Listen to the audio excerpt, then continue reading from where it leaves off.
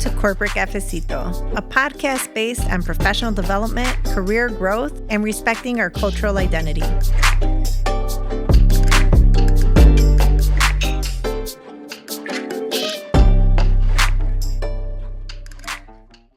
Welcome back, everyone, to Corporate Cafecito. Yo soy Nayeli Suarez Gas, and today I have Isaias here. Isaias Zamarripa, and he is the kind of person who he carries all of us on his shoulders. He is a big advocate for diversity, equity, and inclusion, and I'm so happy you're here. Isaias, why don't you tell us a little bit about yourself? Thank you. Obviously, I've got my coffee with me. Oh, me too. Salud. Salud. My background really has been around talent acquisition and diversity most of my corporate career. I always tell people I've never fit wherever I go. So, I say I'm a Mexican born in Kansas City, Missouri. So think about that. I was born in Kansas City, Missouri. I grew up in Puerto Rico. My mom is Mexican. My dad is Mexican. My mom is Puerto Rican. But like in Puerto Rico, I was seen as a gringo because I went to an American high school. Would go to the Puerto Rican, to the high school, which was an army base. I was seen as a Mexican because I was Zamarripa. So I wasn't part of that group. When I would go visit my relatives in Kansas City, I was a Puerto Rican coming to visit. So my whole life, I've never fit. I'm always the outside person. And I remember Selena in the movie where she says we have to be more Mexican than the Mexicans and more Americans than the Americans. I think that's this, right? I agree 100%. And I think even as I went to Marquette, think about that, from Puerto Rico to go to Milwaukee, Wisconsin, you can't get a bigger difference of that. And that was really when I started my career, to the degree of we started to recruit people from Puerto Rico to come to Marquette. So we did the first bilingual brochure. We went to the schools in Puerto Rico to bring people to Marquette. And, we were 10, 15 of us. Now, literally, there's thousands of people that go to Marquette from Puerto Rico. And Marquette is an amazing institution. For them to want to bridge this is huge. Yeah. And again, a Jesuit, Catholic, of course, I was Protestant. So again, I never, no matter what it was. But, from there, went to Columbia Business School in New York City, got my MBA there. Most of the people there, again, the same thing. There were people from Latin America there, but they were from Venezuela or Mexico or Costa Rica or whatever. But, daddy owned the oil companies. Right. I had nothing in common with them. So I think that also keeps the mind of, how do you onboard? How do you develop people? How do you grow people? And then I started work with the world's largest company, Exxon, so again, and think about it, Puerto Rico, Milwaukee, New York, and then I go to Mount Bellevue, Texas, which is outside of Houston. Okay. So again, it's extremes at all points. But my career has been mostly in major corporations. I went to Amoco for a while. A big chunk of my work was at General Mills in Minneapolis, Minnesota, where I was the director of talent acquisition and diversity. And we were known for diversity. We were, supplier diversity and gender diversity and ethnic diversity. Again, a marketing company trying to represent the market and the people that they serve. And that was a great opportunity. From there, I started my own company for a while doing consulting. Kind of came back into corporate America again with Darden, and then I went to Johnson Controls, and then my last big stint was at Bristol Myers Squibb, and then now I've joined Cineverse. I'm here in Tampa. My driver was being back with my family, my mom, my sisters, my nephews, my grandnephews. So whole family's here. I think when you move. And the reasons you move in your career, different times, it's money, it's job. Now it's really about family and being close to family. And I'm in Tampa and really enjoying it. I love your story. I think a lot of us have that story of, even though you were you born here? I was born in Kansas City, Missouri. Okay. Yeah. Yep. So even though you're from here, we never belong here, right? It's always like, but where are you really from, Isaias? Where are you really from? And you're like, no, I'm really from Kansas. Yeah, but I think that draw, like it's, I always talk about like blending culture and career, right? So Yeah. we can't ignore the draw of the family. When I was at PepsiCo and I was in Texas and I had my first son, and I remember my mom came down for my cuarentena. And when she was getting ready to leave, I found that I was going to actually be interviewing for a position back in Chicago because I wanted to be around family Right. and, be around the people. Like I wanted my kids to grow up with primos, like I grew up with my cousins and my aunts and everything. Um, but I can't imagine like the reinvention you had to do at every city you went to, and also just that feeling out of place, right? So, we talk a lot about like being comfortable with being uncomfortable, but it's really uncomfortable when you're the first and only sometimes. Yeah, and I think the pretty major corporations, obviously Fortune 100 companies, when you look at Exxon, Amoco, and General Mills and Bristol Myers Squibb, but what I learned from that is the constant and all that was I've been part of the National Society of Hispanic MBAs, which is now Prospanica, Yep. from day one. So I've been involved for 30 plus years. That was the connection in every city. Either I started a chapter or I became part of that chapter. And that kind of was the glue for me. In Minneapolis, I started the chapter there and we grew it and we won chapter of the year. But that's one of the things when you think about companies and then helping onboard people is how do you connect them to their culture and their folks? Right. One of the things I always say, and you've heard this, diversity is being asked to the party, inclusion is being asked to dance. Yes. The issue is we've been asked to dance to the same music. Only those that can dance to that music are the ones that are successful. The better companies and the smarter companies are changing the music so that different people can dance different ways. But here's the key. They appreciate and learn that the new ways of dancing are going to affect the profit and the growth of the company. So they're not just doing it to look good. They're not just doing it to hit. They're doing it because it's going to there's a benefit in their pockets. Yeah, there's a huge benefit. I actually was part of Nishimba in Dallas because when I got down there, similar to what you just shared, I needed a sense of community. I wanted to go be with people who looked like me and sounded like me. And I also think it was really important to understand, like when we looked at stats, and I got my MBA in 2007, only 4% of people getting their MBAs were Latinos. And of that 4%, about in 1985 when I got mine. Yeah, you were the one. But even like within there, like Latinas getting their MBAs was even significantly lower. Yeah. So it's just like I needed an organization that also supported like continued education so that I felt like, because sometimes some of my family members said, ya tienes tu degree, pa que le buscas? Like, why are you spending so much money? And I needed people. More. Yeah. I'm like, no, there's more. And my peers at PepsiCo, they all had it. Yeah. So, and as you see the competitive environment, the more educated or the more background you have, the better you can get in. Yes. I think that's important. I mean, getting the Columbia MBA got me in all these Fortune 100 companies. Yeah. I bet, especially Columbia. Yeah. I went to Southern Methodist University in Dallas, so it was right by my house. So, and I loved it. Met great people, and I think that having my MBA really positioned me differently. So after I had it, then I was eligible for like director levels. So when we talk about how these companies are approaching diversity, equity, and inclusion, it felt like in the past 10 years, there was a big rush and you saw a lot of chief D&I. Why do some people use D&I and some people use DEI? Yeah, it's just. Is it the same? It's the same thing. Okay. You can call it anything you want. It's really what are the results that you're driving? Are you just doing, as my friend Robert Rodriguez says, flags, food, and fun? Which is good. Yeah. But if you're not tying it to the business, if you're not tying it to the impact, if you're not tied to retention and development and training, it's not going to work.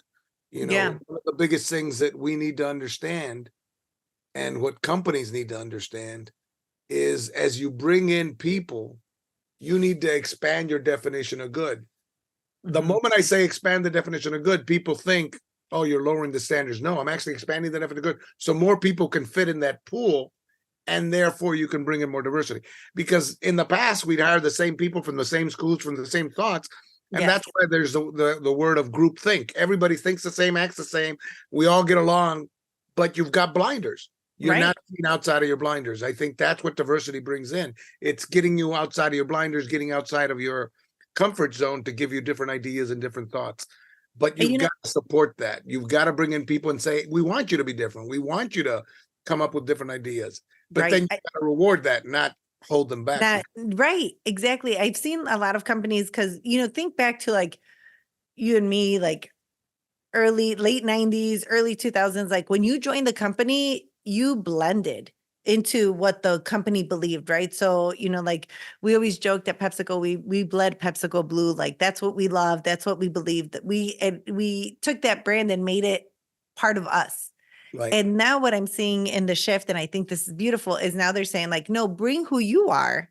Right. And then, you work here, you are part of the brand, but the brand doesn't become it doesn't define you. Right. And I've seen that shift, and I think it's wonderful. I still have my PepsiCo tracksuit. It's a good suit. But think about how that landscape has changed. And I felt like we were in a really good spot. And I would say in the past year, I'm seeing all this anti-DEI legislation coming through. And then it's like Florida, Texas, Utah. What is that about? Or how?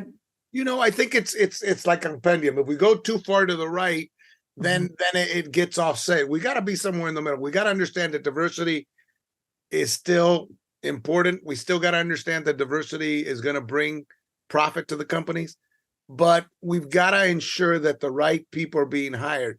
So when I always talk to people from a talent acquisition strategy, look, it's going to take longer to find diversity for this job. They're probably going to cost more. Right. It's going to be harder to keep and harder to retain. So you've got to understand that, because everybody's looking for that same person. Yes. But you bring in differences, you got to help them be successful.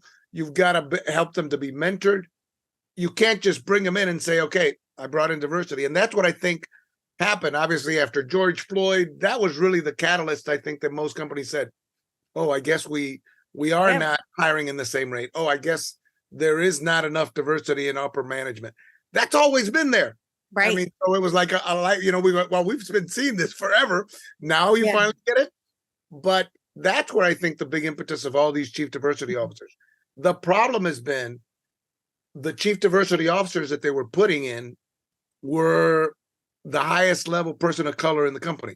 They really weren't chief diversity officers. To be a real good chief diversity officer, you need to understand what I call recruitment. You got to understand training. You got to understand development. You got to understand retention. You got to understand, the culture, engagement. So if you just look at numbers as the driver for diversity, that's where I think it went off tilt. We started just to focus on, and that's where you got the reverse discrimination and people complaining. It's got to be bigger. And you got to expand even the definition of diversity. When you think about people being introverts and 100%. Extroverts, that's a difference that you got to look at. You treat those people differently. An extrovert, you got to give more information up front. You got to give them time to think before they can talk. While an extrovert, hey, they're ready to talk and experience. Well, you got to stop paying attention to the loudest voice in the room. You got to be able to do those things. So that's part of the structure that we need to do, is to teach the managers, not the top of the house, but the managers, how to be more inclusive. And that's the hardest thing for them to do, because they keep going by the golden rule, right? Treat others as you want to be treated. Well, guess what? I don't want to be treated the way you want to be treated. Right. Now the platinum rule is you treat others how they want to be treated. And that's the platinum rule. That is the platinum rule. Yeah. But then that creates an issue. The issue is for them, creates cognitive dissonance. So to treat you the same, I got to treat you differently. Yes. And that's what we're saying. We got to treat people differently because they have different skill sets, different ways of doing it. And that's the hardest part, I think, that management has. It's the middle managers that manage the most of the company. They're the ones that don't get the diversity quotient and how to create a more inclusive environment. And that's why people leave managers. They don't leave jobs. They don't leave companies. If you're a parent, like, you understand, like, one of my kids likes to be hugged. One Yeah, of them yeah, doesn't want to be hugged. right. Like we are trained to treat people how they want to be treated when, Right. when you're a parent, or even like as a child, you and your brothers and sisters probably didn't all require the same attention or the same love or love the same way. And so I think, when we get to work, we almost mute that and just say like, no, at work, we need this, this, this. And you're right. Like we need to be more inclusive and understanding of what people need in order for them to be successful. I worked at a company, I was doing some consulting for them. And what surprised me the most was they felt they were very diverse, but the majority of their diverse hires were an administrative assistant Right. position. Yeah. Yeah. You And got I to was break like, it down. You got to that's do not an analysis. representative. I don't see myself there. I don't look up and say like, oh, I want to be this leader. And so I think that, to your point, that's a little bit of like lip service, or like we're just checking the box. Yeah. What is it? Flags, food, and fun, or Yeah. Flags, food, and fun. And I think the one thing you got to realize is when you really do an analysis and do diversity, it's not a monolith. Okay, but because then, oh wow, we hired a bunch of women, but they're all white women. We just hired African Americans. We didn't hire Latinos or Asians. So we've got to break down the analysis by level, by function, and by ethnicity. Now you can look at your pipeline and go, God, I don't have a single Asian female in marketing that can become a director in the next 10 years. I don't have a single Latina in engineering out in the plants. So it's by dissecting your population and not doing it as a monolith that you really can move this forward. Now, I'm not saying we're having EEO numbers that you got to hit, but look at your numbers. Numbers don't lie. Mm-hmm. Who got promoted? Who's leaving the company? Who's next in line in your promotions? If that is a very homogeneous group, you've got a problem. You don't have diversity of thought. Yeah. Of anything. How is this going to impact jobs in like Florida and Texas? I think. That's the best HR folks are going to understand we still got to bring in diversity. Mm-hmm. Just because they're not saying there's numbers. I mean, in some places, they're cutting off training for diversity. But it's still being a good manager is managing people. So the way you do that, you don't call it diversity training, you call it management training. Yes. How you more inclusive. So there's ways around this. But a good manager has to be inclusive. That's the reality. It's the majority of the marketplace is very diverse. If we don't know how to bring in those people into our company and grow them and develop them, you're going to constantly be filling those jobs. And only the people that look like you and act like you are the ones that are going to move up. And that is going to affect your bottom line. I think that as a Latina, I would look for companies that have a DEI team, right? Because then it tells me that they have this focus on recruiting diversity, on bringing in different talent that looks and sounds different. To me, that's like when I look at jobs and how I approach the market, or even how I help the people I coach, I'm like, let's find the companies you want to work for. And we're also going to make a list of the companies you never want to work for. Now, with all this legislation, I'm like, okay, let's look up to see if they have a DEI team. Do they value diversity? Do they bet money? Because if you have a DEI team, you have placed a financial stake on recruiting and retaining diverse talent. And then also the employee resource groups. Yes. If you had an employee resource group, that also shows that you find it important, that you're trying to bring in folks. But you got to make even that group inclusive. You don't have to be Latino to be part of the ERG of Latinos. You don't have to be Asian to be part of the Asian group. You don't have to be GLBTQ to be part of the GLBT network, right? So those are the things that you got to be inclusive within your own inclusivity, right? Yes. And great get what do you call it, sponsors and champions that can understand what you're doing and how they can help. The problem is we're not in the room where it happens, right? If we're not in the room where those decisions are being made, someone's not saying, hey, I mean, God, we just hired the last 5 promotions were white males that came out of Iowa and University of Virginia. And they're very focused. So we've got to have someone in that room that is talking about that. I agree. And some of the things, some what I call them like cop-outs, where they're like, oh, well, we don't have enough, applicants that are this. And I'm like, then you go look for them. Go look You for got to them. develop a pipeline. You got to We have develop. Latino engineers. We have Latinas who are good at sales. We have all of them. But if you don't look for them, you're not going to find them. And part of that is, how is the talent acquisition strategy set up? If you're being reactive, meaning, oh my God, we got an open job, go look for it. Right. You haven't developed a pipeline. If you have a forecast and you're going to hire people, that's how you can develop a pipeline that's more diverse, both in gender and ethnicity.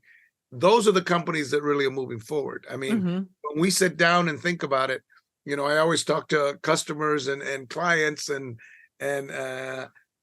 when's the best time to hire? When the job's not open. Yeah. When you have a forecast, when you develop, now you've got candidates, the moment it's open, now I've got candidates that are diverse, are local, I'm not going to pay much for them, and they're going to be able to start ASAP. But if you're constantly reacting to talent or reacting to open jobs, you're not going to be successful.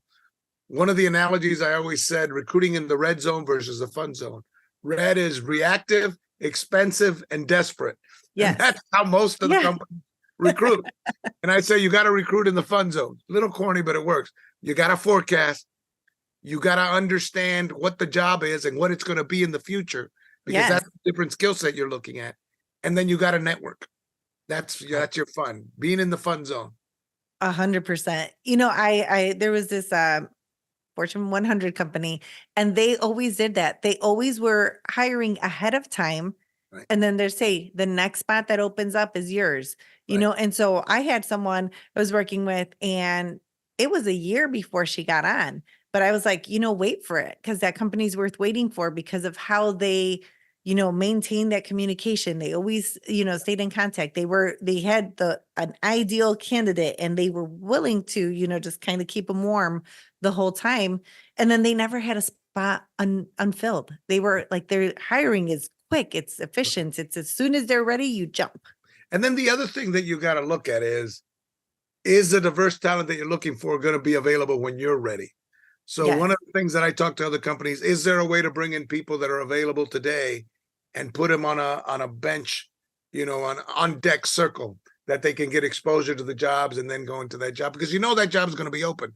The problem is that candidate is not going to be available. They're going to be hired already when it's time to hire. So there's two ways of looking at that. You've got to be proactive to sourcing a pipeline, but you also got to be concerned of finding the right candidate. And guess what? They're not going to be around when you're ready to hire. What are you willing to do for that? No, especially, if they're a really talented person, they're going to be not only solicited and hired right away, they're going to be recruited. So you also have to give them a vision of what their career could be like at your company so that they stay. And a lot of times, people hire them, you get hired and they're like, this is your position, but they don't tell you, after this position, we have other dreams for you, or we're going to develop you. And I think L&D is a huge thing, especially for like leadership. If you want someone to keep rising, you need to develop them so that they can rise. You got to invest in them. And part of that is, right now we're doing our employee proposition, right? A value proposition. How do you sell that? How do you tell people, look, you're not just coming for this job, you're coming for the opportunity to grow, to expand your background, and we've got a plan for you. From here, you can go to these 3 different jobs, maybe spend some time with each of one of them. So the companies that really know how to give that attention to those candidates are the ones that are going to retain them. Because every time you've got to fill a job, it's hurting the process, it's hurting people. I was having a tough time at one of my jobs, and I remember I had a sponsor, and he was a white man, and we were at a Christmas party, and I had another job offer. Yeah. I don't know how he knew, but he came up, he put his arm around me. He's like, come on, let's go get a glass of wine. And I was like, oh, I'm drinking beer. He's like, let's go have wine. So we're walking towards the bar, and he looked at me and he goes, don't do anything stupid. There's a plan to get you out. And I was just like, he knew how miserable I was. I didn't complain, right? I was super Mexican. I'm just going to do my work, show up. I was That's the problem right there. Right? I know. Keep your head down. Don't bother. Things are going to work out. No. Yep. The squeaky wheel gets the oil, right? Yeah. But he knew, as my sponsor, he knew that I was not happy. And he already had a job lined up for me for 6 months from then. And he was like, if you can wait it out. And I was like, if you're telling me there's going to be a new path, I'll wait. Yeah. So I think, diversity doesn't have to all be diverse. Right. We can find allies and sponsors who will help promote our career, but it's also the companies that know, like, this is what you need to succeed, or this is how I'm going to get you to the next step. Yeah. And here's the problem, I think, with Latinos as a whole. We tend not to be the vocal person to say, hey, we need to hire Latinos. We need to, promote Latinos. We kind of sit in the back, well, I don't want people to think I'm biased. While the African-American community is very vocal. We need to hire African-Americans. I'm going to bring in candidates and we're going to hire them. We need to become vocal. And that's been our problem. That's why we don't have as many people in upper management that are Latinos. I mean, the majority of diversity is gender and Black in corporate America. The numbers show it. We're going to be 30% of the workforce in a couple years. And our representation, our representation in upper management is not at that same level. No, I think we're like 4% of executive positions. And I'm like, how could we be 30% of the workforce? Of the population. And you know why? Because we're the farmers, we have all the cultural jobs, the construction jobs, and we need to really prepare ourselves to take over those executive levels. And it's the companies, it's the organizations like SHIP, and Prospanica and those how can we help each other be successful? How can we grow people? National Hispanic Corporate Council. There's just so many things out there that we can work together with that can help, especially Latinos. Yeah, 100%. And you know what? A lot of those people have been guests here on Corporate Cafecito. So it's been really cool. We had Eduardo on not too long ago. Oh, good. Good friend of mine. Nice. See, and that's the thing, right? Once you know each other, we have to keep the network going and remember people and call each other up and say, even, sometimes I get a candidate and I'll send an email to 10 people and I'm like, I have this person who's looking for this. And you know what? People respond. Yeah. They're like, great, I needed a candidate for this. Or, let's put them in touch over here. Or I'm going to hold on to their resume so that we can keep that bench growing. And even if that company's not doing the bench or hiring in the fun zone, we can have those resumes in the fun zone. We can be the ones advocating for each other to do that. And that's the biggest thing I tell people. We got to be advocates. And not only for people on the outside, but internally. Right. How can sponsor and great people. And that's what I think females in the African American community have done very well in corporate America. And that's why they're doing so much better than us. I agree. And also, don't just go to networking events for the drinks and the food, work the room, build your network, and then use the network. So many of us are like, oh, well, I don't want to bother this person. It's like, no, they gave you their card. They gave you their email. They're eager to help. Follow up, call them. Yeah, on LinkedIn, that's been one of the places that I've really connected with people, especially, speaking in major places. But I realize that the maximum you can have on your front line is 30,000. So I've got to erase people to add people. But think about it. That's why my company was called 3 Degrees from Isaias. 3 degrees from me, I can reach literally millions. Yes. If I have 30,000 on my front line. Right. 100%. We could reach all the way to the CEO of Exxon, probably down to, just people here. Yeah.